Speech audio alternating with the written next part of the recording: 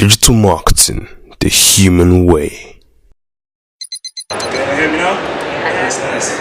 So, well, anyway, as I was saying, so I'm Peter Turay. I'm the founder and managing director of Content 45. So, we're a digital marketing agency. We've operated for over 2 years now. So, we specialize in both B2B and B2C marketing with different clientele. So, my trade specializes in social media, email, as well as copywriting.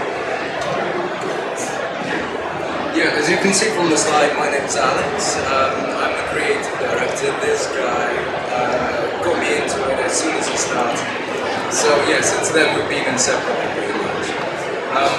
Well, today we're just going to talk about some of the pitfalls that we saw with our own personal clients and from our own experience, where a lot of businesses sort of fail when it comes to digital marketing. And then we're just going to give you a few examples and a few techniques that what we use and how we do it. So let's dive into it, shall we? So first of all, when it comes to giving your B2B marketing a digital facelift, you need to know about how to have a strategy. So you need to know now, what is your long-term vision as a B2B marketer? And how do you look to go about it in terms of your course of action? Because that will be the first step in terms of actually planning to have actual success with your B2B strategy. So, as we all know here, the B2B market is very complex. So, when you think about it, we've got many different services. So, we've got business intelligence, data management, you may also have raw materials, telecoms. These are the kind of like offerings that you can have when it comes to B2B. You need to know what is your plan. So, how do you look to lay out the foundation, and how do you actually look to execute to actually get people to see that this B2B offering is of value to you and is actually using.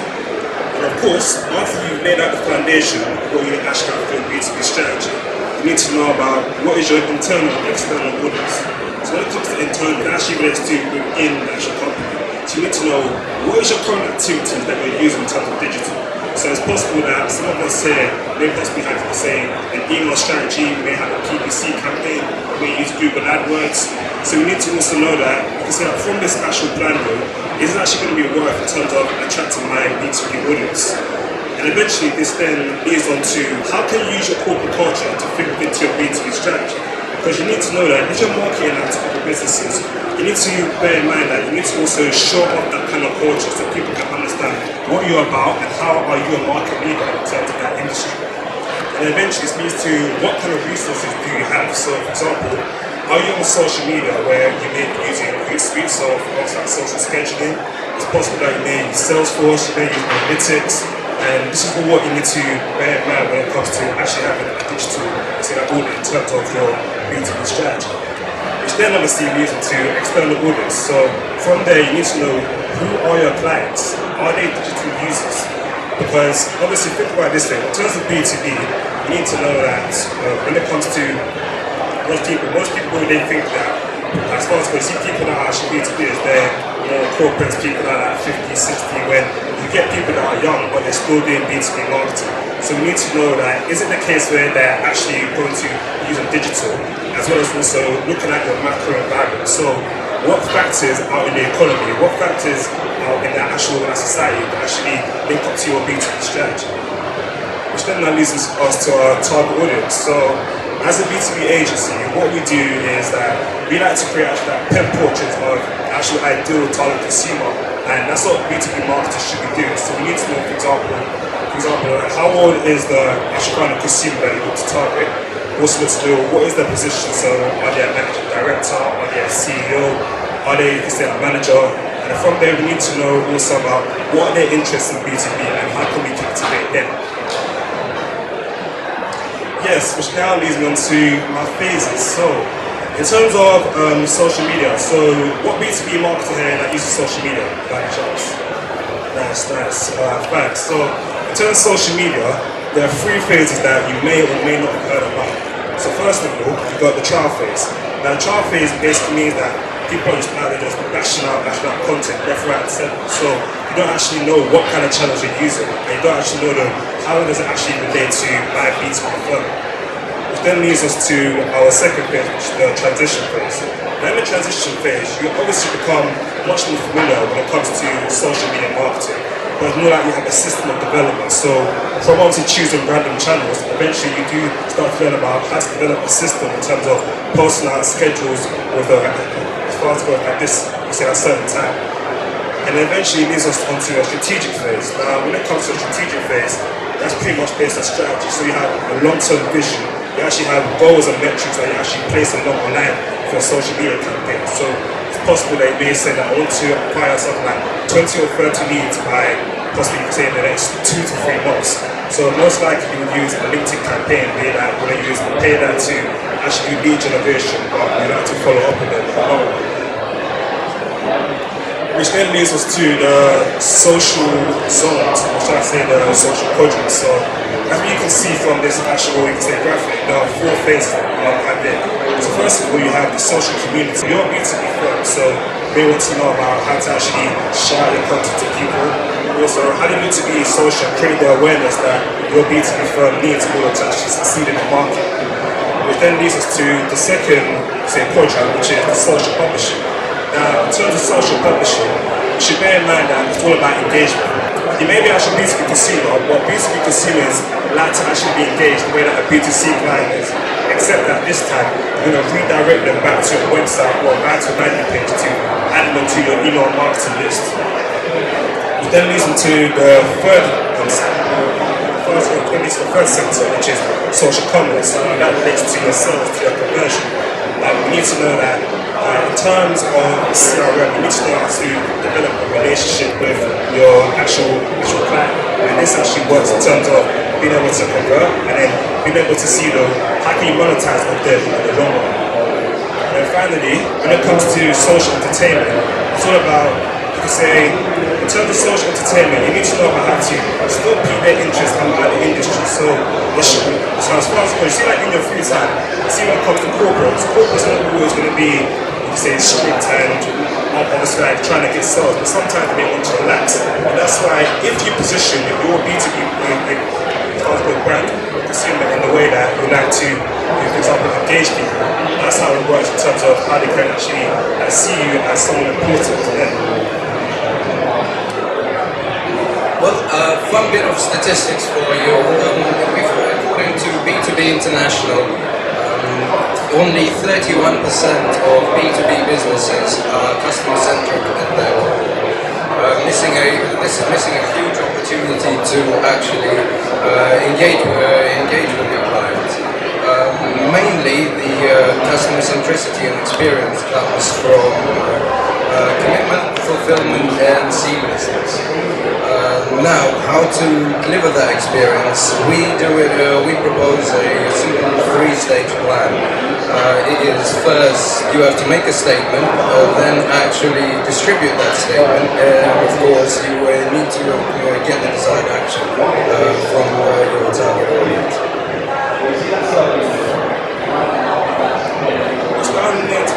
That leads us to small B2B relations with business profits. So, for example, how many of us know about Pareto's principle? Anyone there? Pareto's principle? Nice. Okay. So, I'm taking the majority doesn't know. So, according to Pareto, he said that 80% of your profits account for 20% of your clients. So, I'll repeat that again. 80% of your profits account for 20% of their clients. Now, in terms of B2B marketing, we need to know that it's not like B2C where you can just obviously try to market to a massive amount of people and expect to get returns. But we need to know that as far as it goes, see when it comes to your client, you need to know, based on the insights that you have from the client, you need to create a small database of people that are most profitable to you and are they going to be using your service or your product on a consistent basis. So in terms of, you could say, an actual solution to this would be a CRM system based via social media. So if any, say, B2B marketer uses Facebook or Twitter, it's possible that you can have a CRM strategy where you're actually, you could say, getting in touch with your client, and it's possible that you'll be able to link them back to possibly the landing page, or you could say a partner website that is actually important to you in terms of their goals. Now, when it comes to LinkedIn, most likely people could be doing an email strategy. So it's possible that people could be using a paid option on LinkedIn in order to actually talk about, for example, an event that you may be hosting. So using an email strategy to actually develop a CRM, in other words, you're actually developing a bond in terms of your actual database when it comes to B2B marketing. Yes, B2B marketing is very unique online. What does that mean? That means that if you don't have the network in terms of finding out partners to actually network with and actually to team up in terms of helping out your business growth, then most likely you'll be searching on Google. And as far as it goes, you need to bear in mind that you see companies search online for businesses that actually alleviate pain points. So for example, if anyone here is looking for an accountant, you've got to bear in mind that people can type in on Google how to save on your corporation tax. Because obviously everyone here wants to save a bit on the actual corporation tax, because it's like, see when it comes to the UK takes so much from obviously like your profits that you need to know how can you get a return back from it. And So now, after analysing the logic behind less chatter, more savings when giving B2B marketing a digital facelift, we now need to fool around the overall aspect of planning. Now, according to one of our American founding fathers, Benjamin Franklin, he stated by failing to prepare, you prepare to fail. As self-explanatory as that sounds, it's really true when it comes to digital marketing and B2B. We need to have that overview of how we lay out the foundation of our digital marketing tactics that lead into our strategy when it comes to the B2B sector.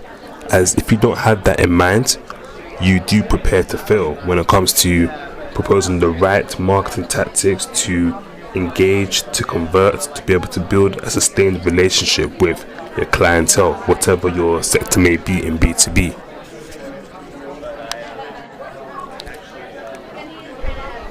One of the first aspects that we all need to consider when it comes to planning within digital marketing and B2B is research. As in terms of your clientele, you need to identify their personas and journeys, as these are key research methods that help B2B marketers create snapshots of key decision makers, how to target them with relevant digital messages, including mapping out the channels as well as how they find, learn, and build trust into your B2B offerings. So this may include aspects such as the business demographics, be it the nature of their business, what's their USP, how big their corporation, their firm is, its history, the kind of industry sector that they live in B2B, or whatever their staff position may be it that are they the CEO, are they the chief financial officer, are they the head of marketing, are they the director of procurement. As we need to bear in mind that research is not always insight, as sometimes you've got to bear in mind that if you collect information but does not connect with your plan, it is useless. Just like, for example, if we have aspects of selling paper to a B2B stationery provider without knowing first if their final user uses this material for their profits. If you sell paper to them, but they themselves know that their final key consumers do not use paper products, then both parties lose, and you researched but you haven't gained any mutual value, any mutual, you could say, returns when it comes to both parties at hand. This now brings us to channels and media, which is another vital factor when giving B2B marketing a digital facelift.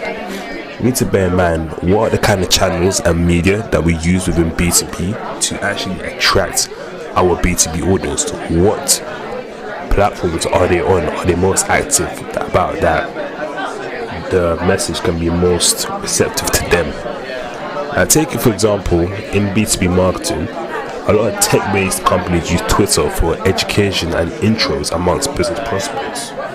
Whereas if you were to go towards LinkedIn advertising, e-learning and training corporations use LinkedIn ads to advertise courses to business executives. The same thing can apply to corporate law firms using special keywords and search terms for AdWord campaigns. Hence why we will have a lot of SEO empowerment with Google advertising and the algorithm of searching for solutions via internet search, as corporate law firms ideally would use it for prospects such as businesses, freelancers, and even the self-employed. As we know, webinars and podcasts as a channel of media is pretty much self-explanatory, that anyone from a B2B consumer to even someone within a certain position of a B2B company can use that for information or to interact with like-minded people within a live real-time community as a topic is spoken out to. Once we identify the kind of channels within media, we need to bear in mind that where is our audience? Looking at all these platforms that we're seeing, from Facebook to Google, Twitter, WordPress, YouTube and LinkedIn, we need to identify what channel is my final consumer using. Are they most active upon it? And once we identify the key channels, we target those with our relevant digital messages via B2B. Obviously, as we know, B2B marketing is heavily around the aspects of educating and networking within your audience, within your target market. And as a result, it's all about education first before we eventually go down the lead generation profile. After we do this, we need to think about what is our budget that we're going to allocate towards these channels. Is it going to be a monthly budget? Is it going to be bi-monthly? Is it going to be an annual marketing budget? Always have that set budget in mind when it comes to B2B, as B2B marketing budgets can heavily be used more as opposed to B2B, but bearing in mind the kind of target audience we're dealing with, be it professionals and corporates, this is something that people need to identify and not get mixed up, just to avoid disappointment with marketing return and to understand how they need to propose their B2B strategy within any of these channels that they choose for their marketing campaign.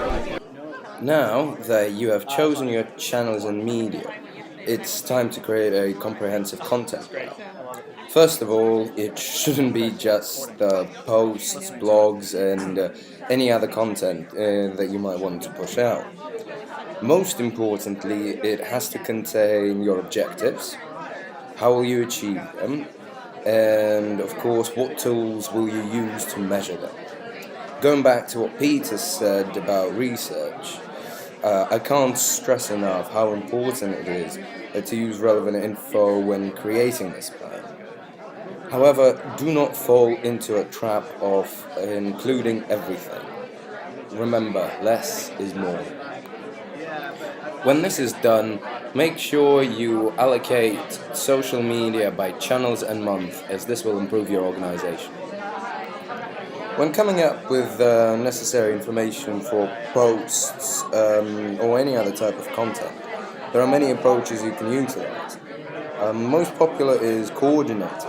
This is where there is a person in charge, like a marketing manager, who delegates tasks among his employees and then compiles, approves and publishes that gathered data. It is indeed a very organized approach and does deliver results. That being said, a marketer might not know about all business aspects involved.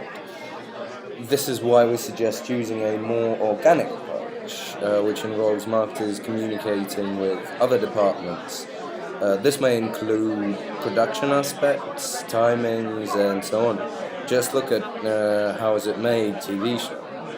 This will broaden your content massively, allowing your audience to get a better experience of who you are and what you do. So now we come to creativity, which is my bread and butter. Make sure it's so good it can't be ignored. So, when you are talking about your future campaign, before you think details, it's important to come up with one universal idea that can later spawn infinite possibilities. It should be simple and be described in 3 to 5 words, which is actually harder than it seems, trust me. So let's take a look at some of my favorite examples.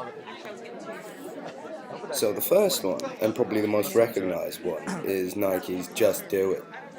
Simple 3 words that spawn thousands of different campaigns with messages starting from staying active all the way to empowering women.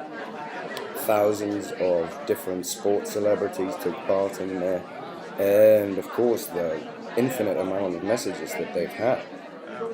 The second one, Johnny Walker, Keep Walking. This idea has stayed with me for nearly 25 years now. It's incredible how two words don't only embody where you are now, but also where you're planning to go, which is a fantastic metaphor for a drink that is only perceived to be enjoyed by very high society. And probably one of the most familiar ones is Tesco's Every Little Helps.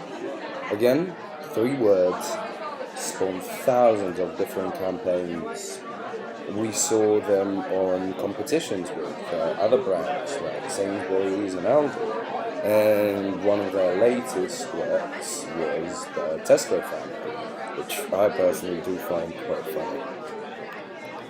Now, seeing them, you might say, wait a minute, they are only B2C examples. But the same applies for B2B as well. So here are some of my favorite examples. I think, therefore idea. It's already recognized phrase slightly twisted.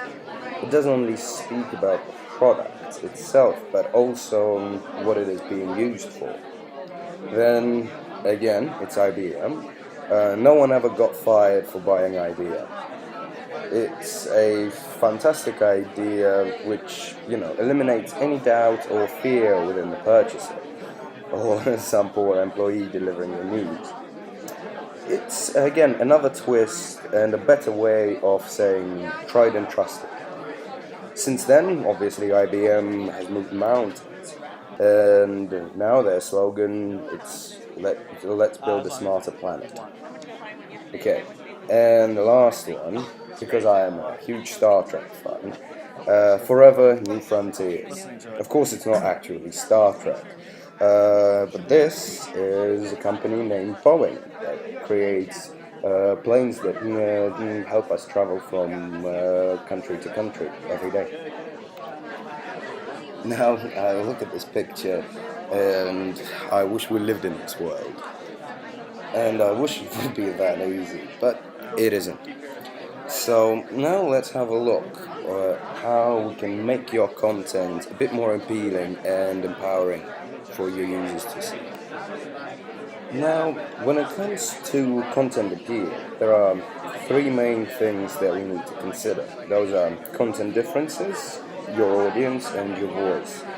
So without any further ado, let's have a look at them in more detail. First one, content differences. We know from the Economist Group that 85% of B2B executives prefer text content to audio or video when making decisions. That, as you can see, is a strong support for those informational PDFs. That being said, when it comes to such things as research, video and audio are still huge. Also, let's not forget that social media can be used for brand building, thought leadership, and etc. This is where those audio and video contents are going to be performed greatly for your business. The second aspect that we need to look at is, of course, your audience. Going back to what Peter was talking about, so the profiles, the research, and other aspects, it is crucial that you have this information in mind. It's not only about the age that matters. Remember, why are they looking at your content? When will they be exposed to it? What platform they're using? And among other things. One of the aspects we found was that some employees tend to do research on lunch breaks or at home, as it seems as an easier task. And of course, last but definitely not the least is your voice. A lot of businesses and a lot of clients we worked with tend to get a bit confused with this. Your voice has to be universal and definitely appeal to your readers. It doesn't matter, but you have to insert a little sparkle or perhaps a little nugget into it. So one of the best ways of doing it, to making the content universal, is simple. You can use, for pictures for example, you can use simple things like using one particular filter all the time. Again, when it comes to the actual copy, make sure it's consistent and is always related to your business. So now that we are done with making your content appealing, let's move on to another very important aspect, which is timing. And trust me, it can be a difference between life and death of your content. So here is a little example that we found. I sincerely doubt it's true, because I can't imagine a person going to bed just before 5 a.m. and waking up at 10 a.m. every day. But no matter, it still illustrates the point of what channels are being used by your audience, thus giving you an opportunity to grant a better exposure for a content. When coming up with this, you have to remember the purpose of your content. Why is it being published? What is your final objective about it? And then, of course, when do they read it? So, as we looked at before, it's very important that people who do research, they do it at lunch breaks or in the evenings, as it is an easier task for them. So now, just to round up our presentation, here are some of the tools that we use pretty much on every campaign that we ever created. Trust me, those are the essentials. Most of them are free, but they give you that boost that you need. And so now, thank you very much.